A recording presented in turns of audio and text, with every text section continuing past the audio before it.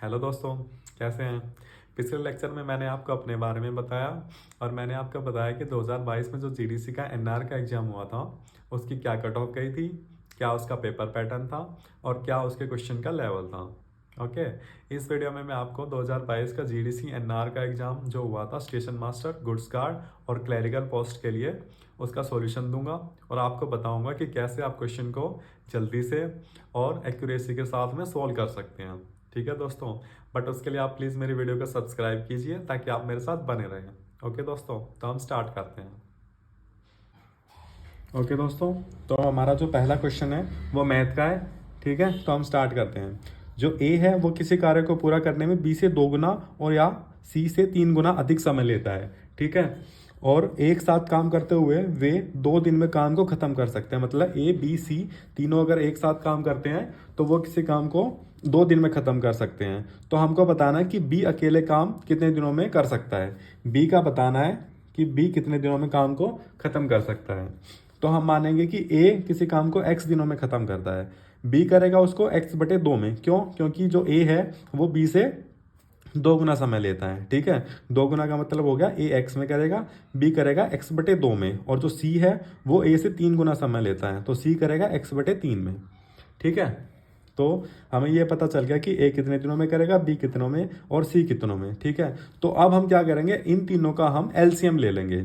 LCM लेते हैं, जैसे अगर कोई हमारी टर्म फ्रैक्शन में होती है, मतलब जैसे कि बटे में होता है कुछ, तो उसका हम जब एलसीएम लेते हैं तो हम ऐसे लेते हैं। एलसीएम जो ऊपर वाली जो टर्म होती है, जैसे कि एक्स एक्स और एक्स है तीनों में, तो उसका तो एलसीएम लेंगे, और जो नीचे वाली होती है जो कि हमारी है 2 और 3, ठीक है, इसका हम एचसीएफ लेंगे। तो एलसीएम एक्स एक्स एक्स का कितना होगा, एक्स होगा, और जो एचसीएफ होगा वो 2 और 3 का वो कितना होगा, वो 1 होगा। ठीक है, ये एलसीएम होगा और इसका 2 और 3 का एचसीएफ होगा 1। ठीक है, तो इसका टोटल का हमारा जो एलसीएम होगा वो होगा एक्स। ठीक है, तो ये हमारा एक्स जो होगा वो होगा हमारा पूर्ण कार्य है, टोटल वर्क होगा हमारा, ये पूर्ण कार्य है। ठीक है दोस्तों, तो हम इससे इसको भाग करेंगे, मतलब ये हमारा जो टोटल कार्य है और पूरा कार्य है, और ये हमारा ए कितने दिनों में करता है, बी कितने दिनों में करता है, सी कितने दिनों में करता है। अगर हम पूर्ण कार्य को इनके एक एक के कार्य से भाग कर देंगे तो हमको ये पता चल जाएगा कि प्रतिदिन वे कितना कार्य करते हैं। ठीक है, तो जो इसको हम ए वाले को पूर्ण कार्य से भाग करेंगे तो हमारा आएगा 1।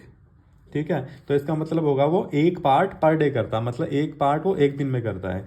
जब हम इसको x/2 को x से भाग करेंगे तो हमारा आएगा 2, मतलब कि b जो है वो 2 पार्ट प्रतिदिन करता है। ठीक है, जब c वाले को भाग करेंगे तो हमारा आएगा 3, मतलब जो c है वो 3 पार्ट पर डे करता है। ठीक है, तो हमारा जो टोटल आ गया वो आ गया, अगर हम इन तीनों का जोड़ देंगे तो ये आ गया, मतलब कि 6।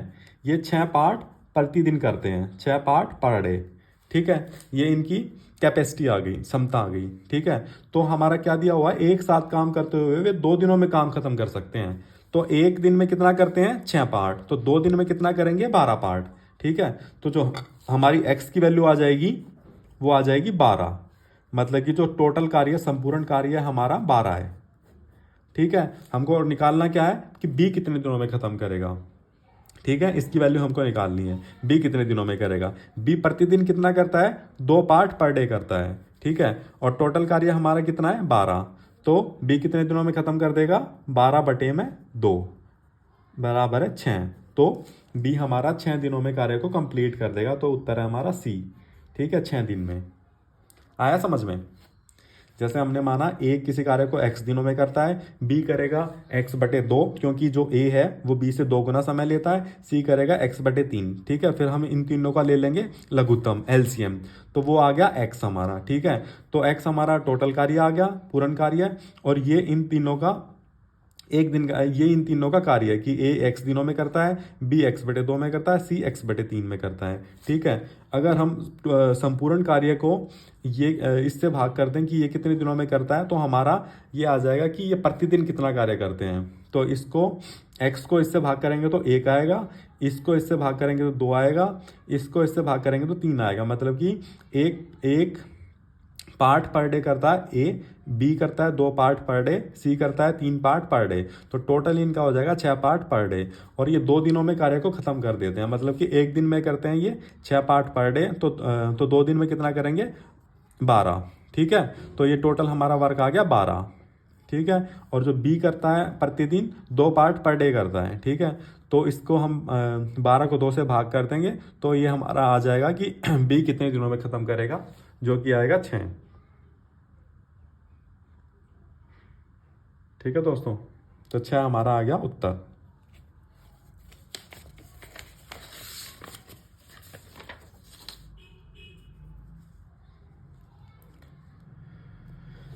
इसके बाद हमारा अगला क्वेश्चन है,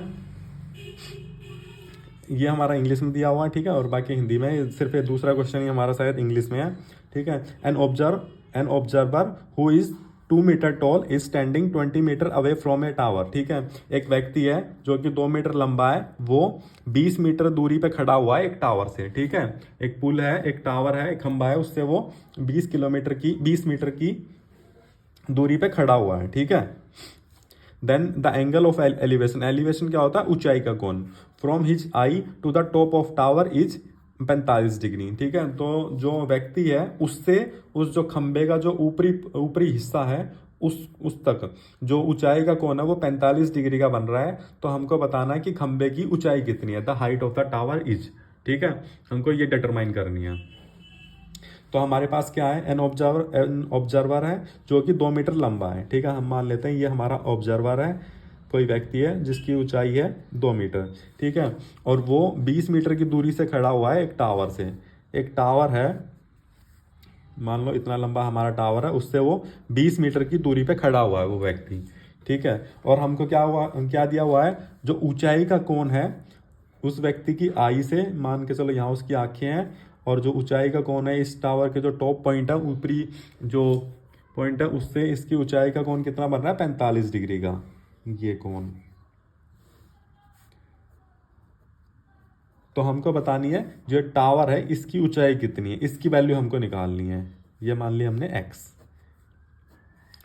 ठीक है, तो दोस्तों हम कैसे करेंगे इसको, ये 20 है तो ये भी कितना हो गया हमारा 20, और ये 2 है तो ये वाला हिस्सा हमारा कितना हो गया 2।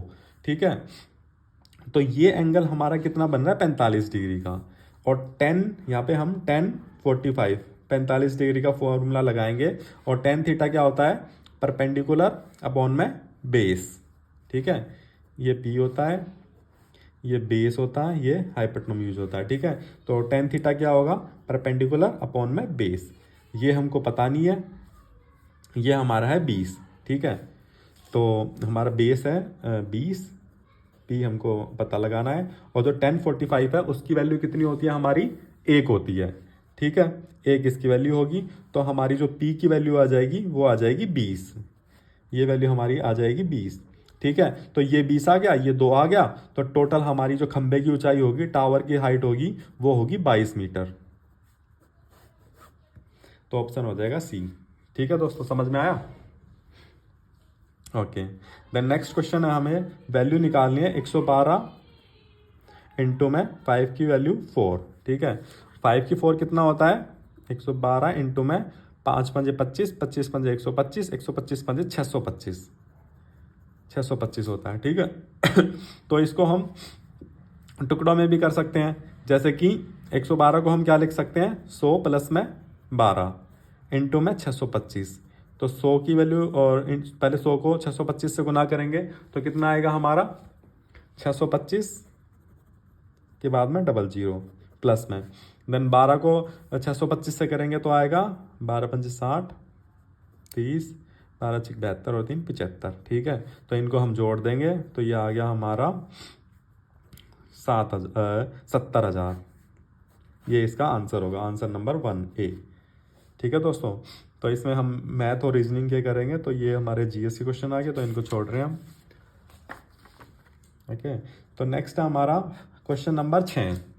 इसमें क्या है, इसमें हमको 2 बिंदु दिए हुए हैं, तो हमको इनके बीच की दूरी का पता करना है। ठीक है, जब 2 बिंदुओं के बीच की दूरी का पता लगाना हुआ है और उनके जैसे कोऑर्डिनेट हमको दिए होते हैं, ठीक है, x1 y1 x2 y2, तो उसका फॉर्मूला होता है under the root x2 minus में x1 का स्क्वायर प्लस में y2 माइनस में y1 का स्क्वायर, ये फॉर्मूला होता है। तो x2 हमारा क्या है 4, 4 में से 2 गए 2, 2 का स्क्वायर प्लस में 5, 5 में से 3 गए 2, 2 का स्क्वायर और इसका अंडर रूट, 2 दूनी 4, 2 दूनी 4, अंडर रूट 8, अंडर रूट 8 की वैल्यू आ जाएगी 2√2। ठीक है, ये हमारा उत्तर होगा ऑप्शन नंबर 2। ठीक है दोस्तों, समझ में आया। देन नेक्स्ट क्वेश्चन है हमारा क्वेश्चन नंबर 7। क्वेश्चन नंबर 7 क्या कह रहा है, रीना सुनीता की आयु की 2 गुनी है। मतलब जो रीना है वो सुनीता की आयु की 2 गुनी है। ठीक है, 3 वर्ष पूर्व उसकी आयु सुनीता की आयु से 3 गुनी थी। 3 साल पहले, मतलब कि r-3 जो रीना की आयु थी वो सुनीता की आयु से 3 गुनी थी। 3 गुनी थी, सुनीता की आयु में भी -3 हो जाएगा। ठीक है, पहले 3 वर्ष पहले। रीना अब कितनी उम्र की है, तो हमको r की वैल्यू निकालनी है, रीना की वैल्यू निकालनी है, रीना अब कितने उम्र की है। ठीक है, तो इससे हमारी 2 इक्वेशन बन रही है, ये इसको सोल्व करेंगे। r-3 = 3s माइनस में 9। ठीक है, तो r की वैल्यू क्या आ गई 2s, तो यहाँ पे हम r की जगह 2s लिख सकते हैं, -3 = 3s माइनस में 9। ठीक है, 2s उधर जाएगा तो s की वैल्यू आ जाएगी, ये इधर आएगा, प्लस का हो जाएगा 6। तो सुनीता की वैल्यू आ गई हमारी 6, तो रीना की आ जाएगी इसके डबल 2s है, तो ये आ जाएगी 12। r की वैल्यू हमारी, रीना की वैल्यू आ गई 12। रीना जो है हमारी 12 साल की है, तो उत्तर नंबर 3 हो जाएगा सही। ठीक है दोस्तों, समझ आया। द नेक्स्ट क्वेश्चन है हमारा क्वेश्चन नंबर 9। क्वेश्चन नंबर 9 क्या कहता है, एक पिता अब अपने पुत्र की आयु का 3 गुना है। 5 वर्ष पहले उसकी आयु अपने पुत्र की आयु की 4 गुना थी। बेटे की उम्र बताओ कितनी है। जो पिता है, लेट्स से फादर, जो पिता है अपने पुत्र की आयु का 3 गुना है। 3 × में s, मतलब कि s मतलब सन। ठीक है, 5 वर्ष पहले उसकी आयु अपने पुत्र की आयु के 4 गुना थी। 5 वर्ष पहले f माइनस में 5, उसकी आयु अपने पुत्र की आयु की 4 गुना थी। 4 × में s माइनस में 5। तो जो बेटे की उम्र है वो हमको बतानी है, s की वैल्यू हमको निकालनी है। ठीक है, इसमें भी 2 इक्वेशन बन गई, f माइनस में 5 = 4s माइनस में 20। ठीक है, तो f की वैल्यू है 3s माइनस में 5 = 4s माइनस में 20। अब इसको 3s को उधर ले जाएंगे तो s तो s की वैल्यू क्या आ जाएगी, s ये इधर आ जाएगा 15। s की वैल्यू आ गई, पुत्र की वैल्यू 15 होगी, तो ऑप्शन नंबर 4 जो कि 15 है वो हमारा ठीक है। ठीक है दोस्तों, तो यहाँ तक समझ आया। देन नेक्स्ट क्वेश्चन है हमारा क्वेश्चन नंबर 11। ये श्रृंखला है, इसको हमको पूरा करना है। ठीक है, 1, 4, 9, 16, 25, इसके बाद क्या आएगा। 1 जो है वो 1 का स्क्वायर है, 4 जो है वो 2 का स्क्वायर है। ठीक है, और जो 9 है वो है 3 का स्क्वायर, और 16 हमारा है 4 का स्क्वायर, 25 है हमारा 5 का स्क्वायर, तो उसके बाद आएगा हमारा 36 जो कि हमारा 6 का स्क्वायर। ठीक है, तो उत्तर हो जाएगा 4। ओके दोस्तों, समझ आया। देन नेक्स्ट क्वेश्चन है हमारा क्वेश्चन नंबर 12। एक मोटर गाड़ी है, उसकी जो स्पीड है वो 15 km/h है स्टिल वाटर में। ठीक है, मतलब ठहरे हुए पानी में मोटर बोट की स्पीड है 15 km/h। वो 30 किलोमीटर जाती है डाउन स्ट्रीम। डाउन स्ट्रीम होती है मतलब कि धारा की तरफ, एंड कम्स बैक मतलब कि आती है वापस आती है अपस्ट्रीम, मतलब कि धारा के विपरीत आती है। Total of 4 hours 30 minutes। The speed of the stream बतानी है हमको, स्ट्रीम की स्पीड क्या है ये बताना है हमको।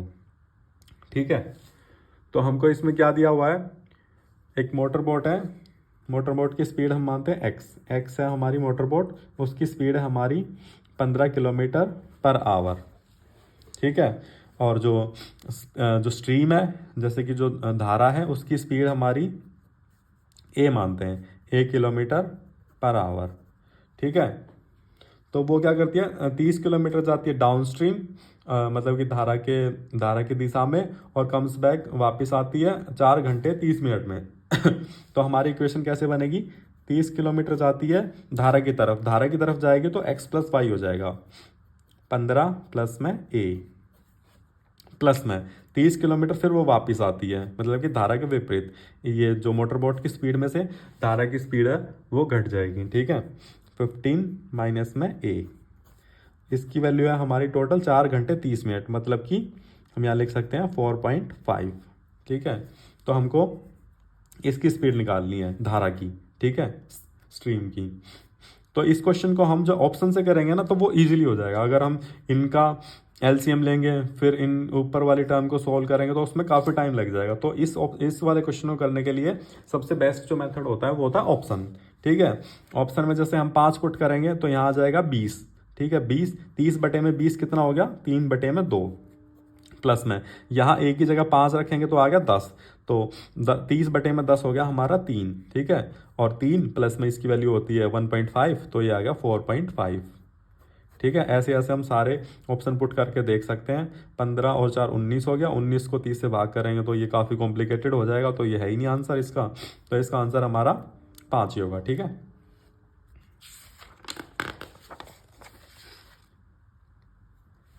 देन नेक्स्ट क्वेश्चन है हमारा क्वेश्चन नंबर 14।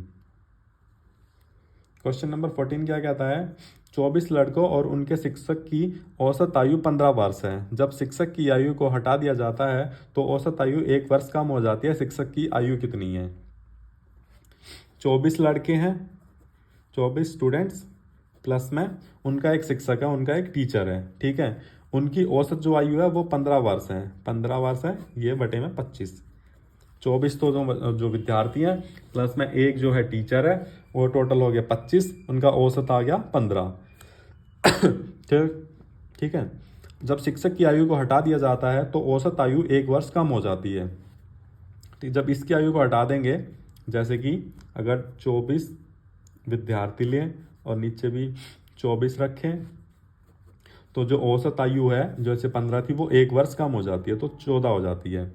ठीक है, तो हमको शिक्षक की आयु बतानी है, जो स्टूडेंट है उसकी कितनी आयु है।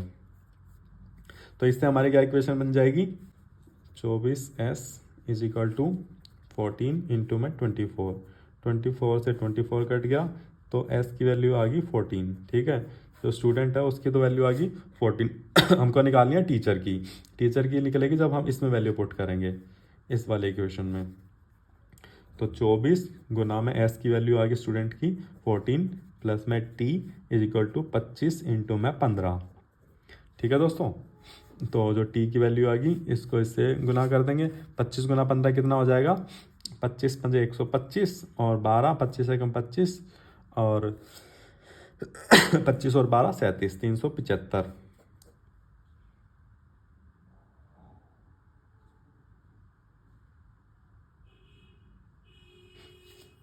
ठीक है, और 375 में से ये माइनस हो जाएगा 24 गुना में 14, 24 गुना 14 कितना होगा, 14 चौके 56, 5 14 28 और 5 33। ठीक है, तो 15 में से 6 गए 9 और फिर 6 में से 3 गए 3, तो ये 39 वर्ष आ जाएगी। तो जो टीचर की जो आएगी, टीचर की जो उम्र होगी वो होगी 39 साल। ठीक है दोस्तों, देन नेक्स्ट क्वेश्चन है हमारा क्वेश्चन नंबर 16। एक सेना का एक जनरल 36,562 सैनिकों से एक वर्ग का निर्माण करना चाहता है। व्यवस्था के बाद उन्होंने पाया कि सेना के इतने लोग अप्रयुक्त रह गए हैं।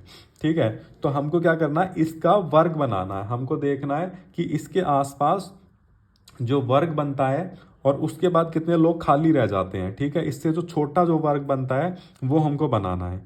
ठीक है, तो ऐसे वर्ग बनाने के लिए जो हमारा फॉर्मूला होता है, कैसे हम फाइंड आउट करते हैं उसको, देखो मैं बताता हूँ मैं आज आपको। ऐसे करके इसमें पीछे से हम 2-2 डिजिट काउंट कर लेते हैं। ठीक है, उसके बाद हम क्या करते हैं, स्क्वायर करते हैं। 1 का स्क्वायर कितना आएगा 1, 2 का कितना आएगा 2 दूनी 4, तो 1 का करेंगे 1 इंटू में 1, यहाँ भी 1 आ गया और ऊपर वैल्यू आ गई 1। ठीक है, तो इसको जोड़ देंगे हम 2 और 3 में से 1 घटाएंगे तो 2 आ जाएंगे। ठीक है, उसके बाद हम 65 को नीचे उतारेंगे। ठीक है, अब हम क्या करेंगे, अब फिर से हम कुछ ऐसा करेंगे जैसे कि 25 इंटू में 5 125 होते हैं, ठीक है। तो 29 इंटू में 9 कितना होता है, 29 इंटू में 9, 9 निम 81, 9 दूनी 18, 18 और 8 26, ठीक है। तो 29 इंटू में 9 करेंगे तो यहाँ से हमारा 4 बचा, ऊपर से हमने 62 उतार लिया, 29 और 9 कितना हो गया हमारा 38, ठीक है। तो यहाँ पे 462 है और यहाँ पे 38 है, यहाँ पे हम ऊपर 9 ले जाएंगे, ठीक है। तो 38 यहाँ पे 1 करेंगे हम, 381 इंटू में 1, ठीक है। यहाँ पे भी आ जाएगा 381। तो इसमें से कितना बचा, 2 में से 1 गया 1, 16 में से 8 गए 8, ठीक है। तो 81 हमारा जो है वो ज़्यादा आ गया है, यहाँ पे आ गया 191, 191 आ गया, और जो 81 हमारा वो ज़्यादा है। तो 81 को हमको इसमें से घटाना है, 35 36 562 में से हमको 81 घटाएंगे तो वो हमारा जो होगा वो 191 का स्क्वायर बन जाएगा, ठीक है। बट हमको सिर्फ ये निकालना था कि कितने लोग अप्रयुक्त रह जाते हैं, तो अप्रयुक्त रहने वाले लोग हैं 81। तो ऑप्शन नंबर जो बी है वो इसका आंसर है, ठीक है। 36 562 का निकालना, पीछे 2 2 सेलेक्ट करेंगे, लास्ट में 1 बच जाएगा। तो 1 इंटू में 1 1 हो गया, 3 में से 1 गया 2, और 1 को इधर जोड़ देंगे 2। तो यहाँ पे से फिर अगले 2 डिजिट उतार देंगे 65। तो यहाँ पे 29 इंटू में 9 करेंगे तो 261 आ गया। तो 261 बचे 4, यहाँ से 62 उतार दिया, ये इनको जोड़ दिया तो 38। तो 38 में 1 1 करेंगे, 381 इंटू 1 381। तो 462 में से 381 के बच्चे हमारे 81, तो 81 लोग हमारे अप्रयुक्त रह गए,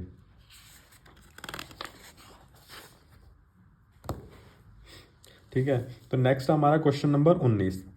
तो 2 2 3 स्टार 4 3 1 में कौन सा न्यूनतम मान स्टार में प्रतिस्थापित किया जाना चाहिए ताकि संख्या 9 से विभाज्य हो जाए, ठीक है। इसमें हमें क्या करना है, यहाँ पे स्टार की जगह कोई ना कोई अंक लगाना है 1 से लेकर 9 तक, ताकि जो संख्या वो 9 से विभाज्य हो जाए। 9 से विभाज्य होने के लिए जो हमारा रूल है वो ये है, अगर कुछ संख्याएं हैं जैसे कि 1 2 3 5, अगर इनका जोड़ 9 से भाग हो रहा है तो इसका मतलब है कि वो संख्या 9 से भाग हो जाएगी, ठीक है। यहाँ पे जोड़ कितना बन रहा है, 2 तो 4 और 3 7 और 4 11, 11 और 3 14 और 1 15, ठीक है, 15 बन रहा है। तो इसके बाद 3 और ऐड कर दिया जाए, न्यूनतम ऐड करना है, तो 3 और ऐड कर दिया जाए तो 18 बन गया, जो कि 9 से भाग हो रहा है, ठीक है। तो इसमें क्या ऐड कर सकते हैं हम, क्या जोड़ सकते हैं, 3 इसका उत्तर हो जाएगा।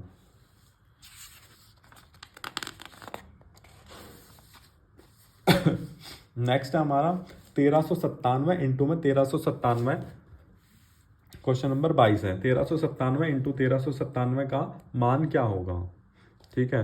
1397 इंटू 1397 को हम कैसे लिख सकते हैं, 1400 माइनस में 3 इंटू में 1400 माइनस में 3, ठीक है। 14 इंटू 14 196, 196 00 00, देन 14 3 4200, देन फिर से माइनस के 14 3 4200 और प्लस में 9, 4200 हो गया हमारे 8400। तो इसमें से हम 8400 को घटाएंगे,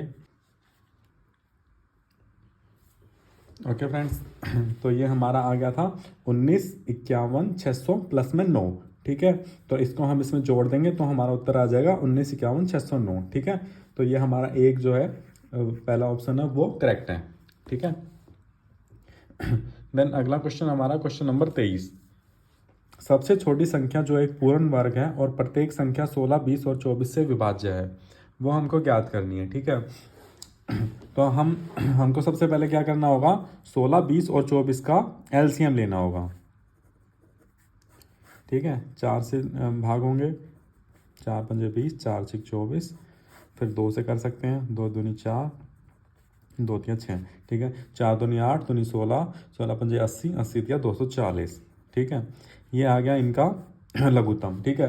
तो अब 240 से भाग होने वाली इन चारों ऑप्शन में से हम सबसे छोटी संख्या देखेंगे जो कि एक पूर्ण वर्ग है। सबसे छोटी है 1600 जो कि एक पूर्ण वर्ग है, बट 240 से भाग होती है, ये 0 से 0 कट गई, और ये 160 24 से भाग नहीं होता है। उसके बाद हमारी 3600 एक पूर्ण वर्ग है, 6 6 36 और 60 का ये स्क्वायर है, ठीक है।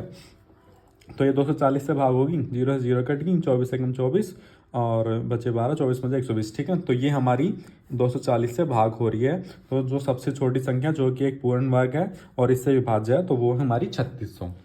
ठीक है दोस्तों, ये हमारा क्वेश्चन आ गया रीजनिंग का। कमल कहता है रवि की माँ मेरी माँ की इकलौती बेटी है। कमल ने क्या कहा, जो रवि है, रवि की जो माँ है, रवि की मदर, ठीक है, वो कौन है, कमल की माँ की इकलौती बेटी है। ये आ गई कमल की मदर। ठीक है, तो कमल हमारा आएगा यहाँ पे।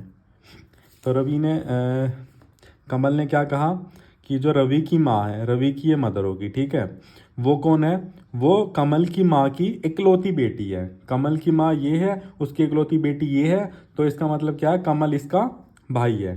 ठीक है, तो कमल का रवि से क्या संबंध है, कमल का रवि से क्या संबंध होगा, रवि की मदर ये है, उसका भाई ये है, तो कमल इसका रवि का क्या लगा, मामा। ठीक है, तो उसका रिलेशन होगा मामा का। क्वेश्चन नंबर 25 क्या कहता है, choose the odd one out, इसमें से अलग कौन को छांटना है। ब्यूटी, क्यूटनेस, लुक्स और करेक्टर। ठीक है, ये चार चीजें हैं। तो ब्यूटी, क्यूटनेस और लुक्स, ये क्या चीज़ें हैं, ये हमारी आउटर ब्यूटी हैं। ठीक है, जो हमारे चेहरे से झलकती हैं। ठीक है, बट जो करेक्टर है वो हमारी इनर ब्यूटी है। ठीक है, आंतरिक सुंदरता बोली जाती है। तो करेक्टर इन तीनों से भिन्न है। अगला हमारा क्वेश्चन नंबर 27। क्वेश्चन नंबर 27 क्या कहता है, एक नाव है वो शांत जल में 13 किलोमीटर प्रति घंटा की चाल से चल सकती है। यदि धारा की गति 4 किलोमीटर प्रति घंटा है तो नाव को धारा के अनुकूल 68 किलोमीटर जाने में लगने वाला समय ज्ञात कीजिए। ठीक है, इसमें क्या क्या गिवन है हमें, नाव की शांत जल में 13 किलोमीटर प्रति घंटा की चाल से चल सकती है। मान लिया जो नाव है वो एक्स है, वो 13 किलोमीटर प्रति घंटा की स्पीड से चल रही है। धारा की गति है 4 किलोमीटर, जो वाई मान ली हमने धारा की गति, जो कि हम उसकी 4 किलोमीटर प्रति घंटा। तो नाव को जो धारा के अनुकूल 68 किलोमीटर जाने में लगने वाला समय ज्ञात कीजिए। टोटल दूरी कितनी होगी, 68 किलोमीटर। वो जा रही है धारा के अनुकूल, मतलब कि धारा जिस तरफ जा रही है उसी तरफ वो जा रही है। तो x प्लस वाई हो जाएगा, 13 प्लस में 4, ये हो गया हमारा 68 बटे में 17। ठीक है, ये क्या आ गई हमारी स्पीड है और ये क्या टोटल दूरी है। ठीक है, ये गति है, ये दूरी है, तो ये जिसको भाग करेंगे तो हमारा आ जाएगा समय, 4 घंटे आ जाएगा, 4 आवर्स। ठीक है, 4 घंटे हमारा हो गया इसका उत्तर। ओके दोस्तों, तो अगला क्वेश्चन है ये इंग्लिश में है। ठीक है, एक वोमैन है, उसने क्या कहा, if you reverse my own age, मतलब कि आप मेरी उम्र को उल्टा करते हो तो जो फिगर आएंगे तो वो मेरी हस्बैंड की एज को रिप्रेजेंट करेंगे। ठीक है, तो जो फिगर आएंगे वो मेरी हस्बैंड की एज होगी। He is of course senior to me, मतलब कि जो उसका हस्बैंड है, जो उसका पति है औरत का, वो उससे बड़ा है। और जो डिफरेंस है उन दोनों की एज के बीच में 1/11 ऑफ देयर सम। ठीक है, जो उनके बीच में जो डिफरेंस अंतर है वो कितना है, 1/11 है उन दोनों की एज के जोड़ का। तो वोमेन की एज निकालनी है। पहले हमने माना वोमेन की एज है वो है 10x प्लस वाई। ठीक है, ये वोमेन की एज है। तो मैन की जो आदमी की और एज है वो हो जाएगी 10y प्लस में x रिवर्स कर दी। ठीक है, मतलब कि जैसे 12 है वोमेन की तो आदमी की कितनी हो जाएगी 21, इस तरीके से रिवर्स की है। ठीक है, ही मतलब जो मैन है, जो आदमी है, उसकी एज इससे ज़्यादा है। और जो डिफरेंस है उनकी एज के बीच में, मतलब कि जो मैन में से वोमेन घटाएंगे 10y प्लस में x माइनस में 10x प्लस में y। ठीक है, वो कितना होगा, 1/11 है उनकी एज के जोड़ का, दोनों को जोड़ा जाए तो 10x प्लस में y प्लस में 10y प्लस में x। ठीक है, तो इससे क्या इक्वेशन बनेगी, 10y प्लस में x, इनको ब्रैकेट खोलेंगे तो माइनस में 10x माइनस y हो जाएगा। तो ये आ जाएगा हमारा 9y माइनस में 9x is equal to 1/11 into में ये 10x plus 1x 11x plus में 11y 11x प्लस में 11y। ठीक है, तो 9 कॉमन यहाँ से ले लिया, y माइनस में x इज इक्वल टू 1/11, तो 11 कॉमन आ जाएगा, यहाँ से 11 से 11 कट जाएगा, तो इधर आ जाएगा x प्लस में y। ठीक है, 9y माइनस में 9x हो जाएगा is equal to x plus में y। y को इधर लाएंगे, यहाँ कर लेते हैं, y को इधर लाएंगे तो इधर आ जाएगा 9y है, ये y इधर आएगा तो माइनस हो जाएगा, तो 8y हो जाएगा 8y, और इधर माइनस का 9x है तो 9x उधर जाएगा तो प्लस का हो जाएगा इज इक्वल टू 10x। ठीक है, तो y बटे में x की वैल्यू आ जाएगी 10/8, इसको काट सकते हैं तो 5/4 आ जाएगी। ठीक है, y बटे में x की वैल्यू 5/4 आ गई। तो हमको निकालनी है वोमेन की एज, औरत की जो आयु है वो निकालनी है। तो x की वैल्यू है 4, y की वैल्यू है 5, तो इसमें पुट कर देंगे, x की जगह 4 पुट करेंगे, 10 चौके 40, प्लस में y की जगह 5 रखेंगे तो 5। ठीक है, तो जो औरत की एज आ जाएगी टोटल वो आ जाएगी 45 साल। ठीक है, ये हमारा उत्तर होगा। आया समझ में? क्वेश्चन में ये है कि औरत की एज है वो 10x प्लस वाई है, और उसका उल्टा कर देंगे तो वो आ जाएगी आदमी की एज, मैन की एज आएगी 10y प्लस में x, और उन दोनों की जो एज है उनका जो घटा है, उनका जो अंतर है वो कितना है, 1/11 ऑफ देयर, मतलब उनके सम के 1/11 है। तो 10y प्लस 10x माइनस में 10x माइनस में y हो जाएगा, तो 9y माइनस में 9x is equal to 1/11।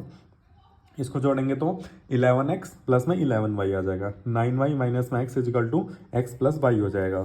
y को इधर लाएंगे तो 8y, और x को उधर ले जाएंगे तो 10x, तो y अपॉन में x आ गया 5/4। तो इसकी वैल्यू हम वोमेन की एज में इसमें पुट कर देंगे तो हमारा उत्तर आ जाएगा 45। तो औरत की जो आयु आ जाएगी वो होगी 45 वर्ष। फिर है हमारा क्वेश्चन नंबर 30। निम्नलिखित संख्याओं से 8 वाली 2 अंकों की संख्याओं के कितने संयोजन बनाए जा सकते हैं यदि 88 अंक को छोड़ दिया जाए। ये हमारे 8, 5, 2, 1, 7, 6 हैं। ठीक है, ये हमारे 6 डिजिट है टोटल। इसमें हमको क्या बताना है कि 8 अंकों वाली संख्याएं बनानी है तो कितने संयोजन बनाए जा सकते हैं। ठीक है, 88 को हमको इंक्लूड नहीं करना है। ठीक है, तो कितने बनाए जा सकते हैं, 85 बन जाएगा, 8 से 85, और 8 से फिर जो 82 बनेगा, फिर 8 1 81, 8 7 87, 8 6 86। ठीक है, ऐसे ही इसको उल्टा कर देंगे, 5 8 58, 2 8 28, 1 8 18, 7 8 78, 6 8 68। ठीक है, तो ऐसे टोटल हमारे बन गए 10। 88 को हमको ऐड नहीं करना वरना 11 हो जाते हैं। ठीक है दोस्तों, फिर है हमारा क्वेश्चन नंबर 33। क्वेश्चन नंबर 33 क्या कहता है, एक व्यक्ति का मुख पश्चिम की ओर है, वह दक्षिणावर्त दिशा में 45 डिग्री और फिर उसी दिशा में 180 डिग्री और फिर वामावर्त दिशा में 270 डिग्री मुड़ता है। ज्ञात कीजिए उसका मुख किस दिशा में है। जब दिशा वाले क्वेश्चन आते हैं, इसको यहाँ पे सॉल्व करता हूँ मैं। ठीक है, जब दिशा वाले क्वेश्चन आते हैं तो हमको दिशा पता होनी चाहिए। जैसे कि ये हमारी होती है नॉर्थ, साउथ, ईस्ट, वेस्ट, उत्तर, दक्षिण, पूर्व, पश्चिम। ठीक है, तो ये बना लेंगे पहले। सबसे पहले क्या है, व्यक्ति का जो मुख है वो पश्चिम की ओर है, इधर है उसका मुख। ठीक है, तो वो दक्षिणावर्त दिशा में 45 डिग्री जाता है। दक्षिणावर्त कौन सी होगी, जो क्लॉकवाइज होती है, जो कि घड़ी की सुई की दिशा में, तो वो इधर आ गया उसका मुख, 45 डिग्री मूव किया। फिर उसी दिशा में 180 डिग्री मूव कर जाता है, उसी दिशा में 180 आएगा तो इधर मुख हो जाएगा उसका। ठीक है, यहाँ पे आ गया। और फिर वामावर्त दिशा में 270 डिग्री मूव करता है। फिर वामावर्त क्या होता है, एंटी क्लॉकवाइज। एंटी क्लॉकवाइज मतलब कि अब ऐसे जाएगा 270 है तो इधर आया 90 हो गया, इधर 180 हो गया, इधर आया तो वो 270 हो गया, यहाँ पे आ जाएगा वो। ठीक है, तो ये कौन सी दिशा है हमारी, साउथ वेस्ट, मतलब कि उत्तर पश्चिम, मतलब कि ये दक्षिण पश्चिम होगी। ठीक है, साउथ वेस्ट कौन सी होती है? दक्षिण पश्चिम। ये उसका मुख हो गया दक्षिण पश्चिम में। ठीक है दोस्तों, समझ आया? देन अगला क्वेश्चन हमारा है क्वेश्चन नंबर 37। क्वेश्चन नंबर 37 क्या कहता है? बत्तखों और भैंसों के एक समूह में पैरों की कुल संख्या सिर की संख्या के 2 गुने से 24 अधिक है, तो भैंसों की कुल संख्या ज्ञात कीजिए। एक समूह है जिसमें बत्तखें भी हैं और भैंसें भी हैं। ठीक है, तो जो पैरों की कुल संख्या है सिर की संख्या के 2 गुने से 24 अधिक है, तो पैरों की टोटल संख्या कितनी होगी? जो बत्तख है हमारी, मान के चलो डी है। ठीक है, डी बत्तख के लिए यूज कर रहे हैं, भैंस के लिए बी। तो पैरों की संख्या, बत्तख के कितने पैर होते हैं? 2, तो 2D प्लस में भैंस के कितने पैर होते हैं? 4, 4B। तो पैरों की जो ये होगी पैरों की कुल संख्या वो सिर की संख्या के 2 गुने से 24 अधिक है। सिर की टोटल संख्या कितनी होगी? इसका बत्तख का भी एक सिर है, भैंस का भी एक सिर है, D प्लस में B, इसका 2 गुना, उससे भी 24 अधिक है, प्लस में 24। ये हमारी इक्वेशन बन जाएगी। ठीक है, तो भैंसों की कुल संख्या ज्ञात करनी है, B की वैल्यू निकालनी है हमको। तो इधर क्या हो जाएगा? 2D प्लस में 4B is equal to 2D plus में 2B प्लस में 24। 2D से 2D कट गया, 4B इधर आएगा तो इधर 2B बचेगा, 2B इक्वल टू 24। तो जो बफेलो भैंस की जो वैल्यू आ जाएगी वो आ जाएगी 12। तो हमारी टोटल कितनी भैंसें हैं? 12। तो 12 इसका उत्तर हो जाएगा। ओके दोस्तों,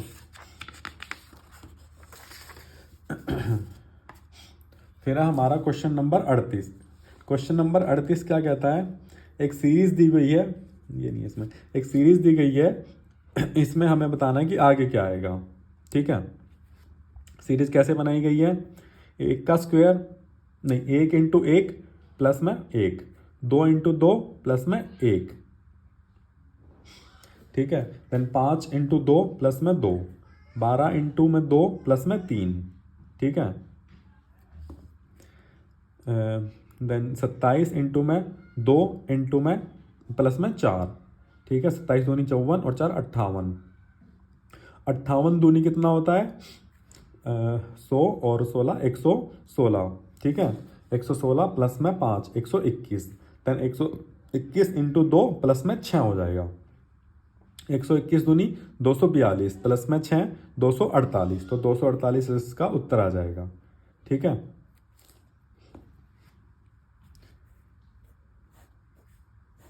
दो 248 आ जाएगा। ठीक है,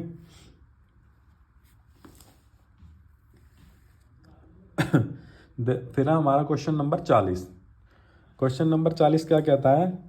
ए, बी और सी का औसत वजन 45 किलो है। 3 व्यक्ति हैं, ए है, बी है और सी, उनका जो औसत वजन है वो है 45। ए और बी का औसत वजन 40 है, बी और सी का औसत वजन 43 है, तो बी का वजन निकालना है। तो ए प्लस में बी प्लस में सी अपॉन में 3 इक्वल टू 45। इनका औसत वजन है 45। ठीक है, तो फिर ए और बी का कितना है? ए प्लस में बी अपॉन में 2 इक्वल टू 40। और हमारा बी और सी का कितना है? 43। बी प्लस में सी अपॉन में 2 इज इक्वल टू 43। ठीक है, तो ए प्लस बी प्लस सी कितना हो गया? ए प्लस में बी प्लस में सी, 45 दूनी 90 और 45 दिया 135। ए प्लस में बी हो गया हमारा 80, 2 को इधर लेके। बी प्लस में सी हमारा हो गया 86। अगर हम इन दोनों को जोड़ देंगे तो हमारा क्या आ जाएगा? ए प्लस में 2b प्लस में सी। ठीक है, ए प्लस में 2b प्लस में सी इज इक्वल टू आ गया 8 दूनी 16 166। ठीक है, इसमें क्या है? b 2 बार है, a 1 बार है और c भी 1 बार है, और a b c की वैल्यू हमारी है 135। अगर ये 2 इक्वेशन है, ये हमारी एक इक्वेशन। दूसरी में से अगर पहली घटाएंगे तो ए बी सी से ए बी सी घट जाएगा, बस b बच जाएगा। ठीक है, सेकेंड माइनस में 1 करेंगे तो हमारा इधर b बच जाएगा और इधर 166 में से 135 गए, 1 और 3, 31 बचेगा। ठीक है, तो जो b का वजन आ गया हमारा वो आ गया 31 किलोग्राम। तो ए ऑप्शन इसका करेक्ट हो गया। ठीक है, अगला क्वेश्चन हमारा फिर से दिशा वाला आ गया। दिशा के लिए मैंने आपको बताया था कि नॉर्थ, साउथ, ईस्ट और वेस्ट, वो वाला कॉलम बना लेना। ठीक है, ये होता था नॉर्थ, साउथ, ईस्ट और वेस्ट। लोकेश है अपने घर से 15 किलोमीटर उत्तर की ओर जाता है। लोकेश का घर ये मान लिया, यहाँ से वो गया 15 किलोमीटर उत्तर की ओर। ठीक है, फिर वह पश्चिम की ओर मुड़ जाता है, पश्चिम इधर है। ठीक है, पश्चिम की ओर मुड़ा और 10 किलोमीटर चला। ठीक है, इधर मुड़ा और 10 किलोमीटर चला वो। उसके बाद उसने क्या किया, फिर वह दक्षिण की ओर मुड़ा और 5 किलोमीटर चला, इधर मुड़ा और 5 किलोमीटर चला, और अंत में पूर्व की ओर मुड़कर उसने 10 किलोमीटर की दूरी की। पूर्व है उधर। ठीक है, पूर्व की ओर मुड़ा और 10 किलोमीटर की दूरी तय की। ये इधर गया 10 किलोमीटर। तो वह अपने घर से किस दिशा में है, वो अभी यहाँ पे है, यहाँ उसका घर है, यहाँ से वो चला था, तो यहाँ से ये कौन सी दिशा है, नॉर्थ, उत्तर दिशा है। ठीक है, तो वो अपने घर से अभी उत्तर की दिशा में है। समझ आया। सबसे पहले उसने क्या किया, उत्तर की ओर चला 15 किलोमीटर, फिर वो मुड़ गया पश्चिम की ओर। ठीक है, पहले इधर गया, फिर पश्चिम इधर है तो उधर मुड़ गया और 10 किलोमीटर चला। फिर उसके बाद वो इधर पश्चिम की ओर मुड़ा, फिर दक्षिण की तरफ नीचे आ गया 5 किलोमीटर। फिर उसके बाद वो पूरा हो गया उधर की तरफ 10 किलोमीटर। तो ये बताना कि ये पॉइंट इससे कौन सी दिशा में है। यहाँ पे उसका घर था तो ये इससे उत्तर की दिशा में है, नॉर्थ दिशा में है।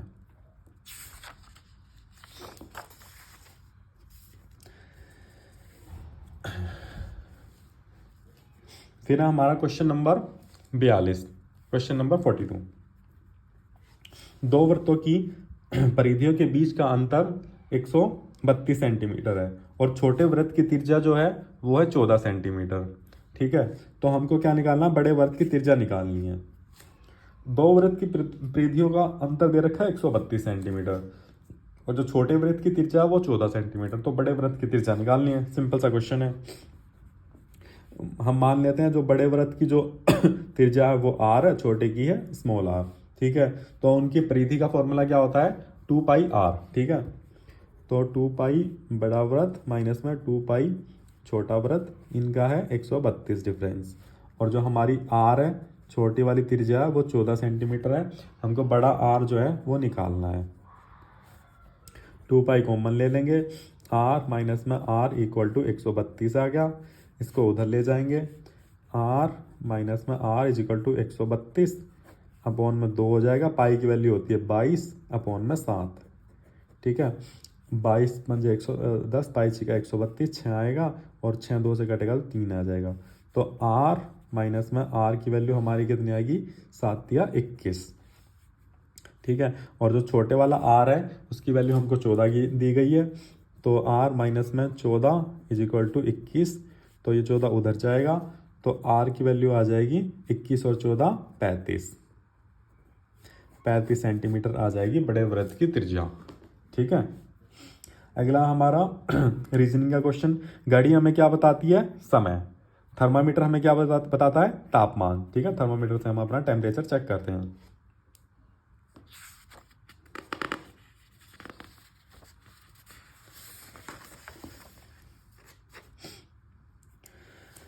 अगला फिर रीजनिंग का 46 नंबर क्वेश्चन।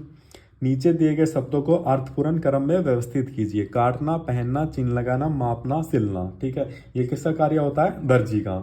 दर्जी सबसे पहले क्या करता है, सबसे पहले हमारा नाप लेता है। ठीक है, नापना किस नंबर पे, चौथे नंबर पे। सबसे पहले दर्जी हमारा नाप लेगा, उसके बाद क्या करेगा, फिर वो चिन्ह लगाता है। जैसे कि साइज के अकॉर्डिंग वो चिन्ह लगाता है कि यहाँ से कटिंग करनी, यहाँ से करनी है, चिन्ह है तीसरे नंबर पे। चिन्ह लगाने के बाद वो फिर काटता है। ठीक है, काटने के बाद वो क्या करता है, काटने के बाद कपड़ा उसको फिर वो सिलता है 5, और लास्टली हम क्या करते हैं, पहनते हैं। तो ये क्रम बन जाएगा 4 3 1 5 2, जो कि है ऑप्शन नंबर 1। क्वेश्चन नंबर 47 क्या कहता है, 88 से पूर्णतः विभाज्य 4 अंकों की सबसे बड़ी संख्या कौन सी है। 88 से मतलब पूरी तरह से भाग होने वाली 4 अंकों की संख्या हमको बतानी है कौन सी है। इसके लिए हम क्या करेंगे, 4 अंकों की सबसे बड़ी संख्या लेंगे, क्या होती है 9,9,9,9,9,999। इसको हम 88 से भाग करके देखेंगे। 88 एकम 88, 119, 88 एकम 88, 1 देन 3 देन 9। तो उसके बाद हम करेंगे 3 से, 3 8 24 और 3 8 24 और 2 26। कितना बचा 5, 11 में से 6 गए 5, 55 बचे जो कि एक्स्ट्रा है, तो 55 को इसमें से घटा देंगे। 99 में से 55 घटा देंगे हम, तो हमारा आएगा 99,44। तो 4 अंकों की जो सबसे बड़ी संख्या है जो कि 88 से पूर्णतः विभाजित होती है वो है 99,44, 9,944। फिर हमारा क्वेश्चन नंबर 49। क्वेश्चन नंबर 49 क्या कहता है वह सबसे बड़ी संख्या जो 25, 73, 97 को विभाजित करके प्रत्येक स्थिति में समान शेषफल प्राप्त करती है, वह हमको ज्ञात करनी है। मतलब कि वो कौन सी संख्या है जो 25, 73 और 97 को विभाजित करके मतलब कि प्रत्येक स्थिति में समान शेषफल प्राप्त कराती है, कौन सी संख्या वो,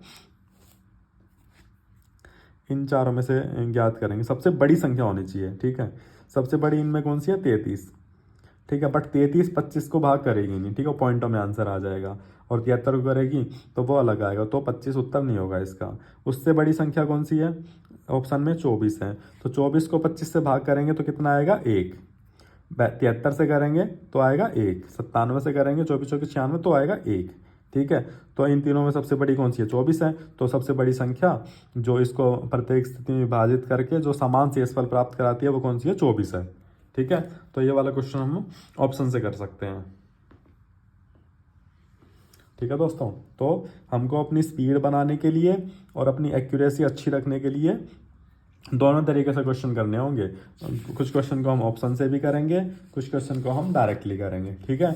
जो ऑप्शन से इजीनेस से हो जाएंगे, आसानी से हो जाते हैं, उनको हम ऑप्शन से करेंगे। फिर हमारा क्वेश्चन नंबर 50। क्वेश्चन नंबर 50 क्या कहता है, what is the smallest number of duck, what is the smallest number of ducks that could swim in this formation, two ducks in front of a duck, 2 ducks behind a duck and a duck between 2 ducks. मतलब कि एक formation है, उसमें मतलब ये बताना कि कम से कम कितनी बत्तखें हो सकती हैं। अगर क्या हो उसमें 2 डक एक डक के सामने हो, 2 डक एक डक के पीछे हो और एक जो बत्तख है वो 2 बत्तख के बीच में हो, तो मिनिमम कितनी हो सकती हैं बत्तखें, मतलब कम से कम कितनी होंगी, तो कम से कम होंगी 3 बत्तखें, ठीक है। उसमें ये फॉर्मेशन बन जाएगी। कैसे बनेगी, जैसे 2 duck in front of a duck, जैसे कि ये 3 डक ले लिया हमने, मान के चलो ये पहली डक है, ये दूसरी है, ये तीसरी मुर्गी बत्तख है, ठीक है। तो इसको हम क्या करेंगे, पहली लाइन में क्या लिखा है 2 duck in front of a duck, मतलब 2 डक के 2 जो बत्तखें हैं वो एक बत्तख के आगे, ये बत्तख है, इसके आगे 2 बत्तख, ये 2 होगी। फिर दूसरी है 2 बत्तखें बिहाइंड ए डक, जो 2 बत्तखें हैं वो एक बत्तख के पीछे, इस बत्तख के पीछे 2 बत्तख हैं, ठीक है, ये लाइन वाइज खड़ी हैं जैसे। और लास्ट में लिखे एक बत्तख 2 बत्तखों के बीच में, एक बत्तख है वो 2 बत्तखों के बीच में, तो मिनिमम कम से कम कितनी बत्तखें हो सकती हैं, 3 होंगी, ठीक है। ज़्यादा से ज़्यादा कितनी भी कर सकते हैं, बट जो मिनिमम वैल्यू हमको पूछी गई है कम से कम वो होंगी 3, कम से कम पूछी है, ठीक है। तो इस वीडियो में हमने अपने इस लेक्चर के 50 तक में जितने भी मैथ और रीजनिंग के क्वेश्चन आए वो कंप्लीट किए हैं, ठीक है दोस्तों। तो नेक्स्ट लेक्चर में हम बाकी बचे जो 50 क्वेश्चन है उसमें मैथ और रीजनिंग के जितने क्वेश्चन होंगे वो सोल्व करेंगे। आई होप आपको समझ में आया। अगर आप आगे भी ऐसे ही बने रहना चाहते हैं मेरे साथ में तो प्लीज़ वीडियो को सब्सक्राइब कीजिए और शेयर भी कीजिए। थैंक यू दोस्तों।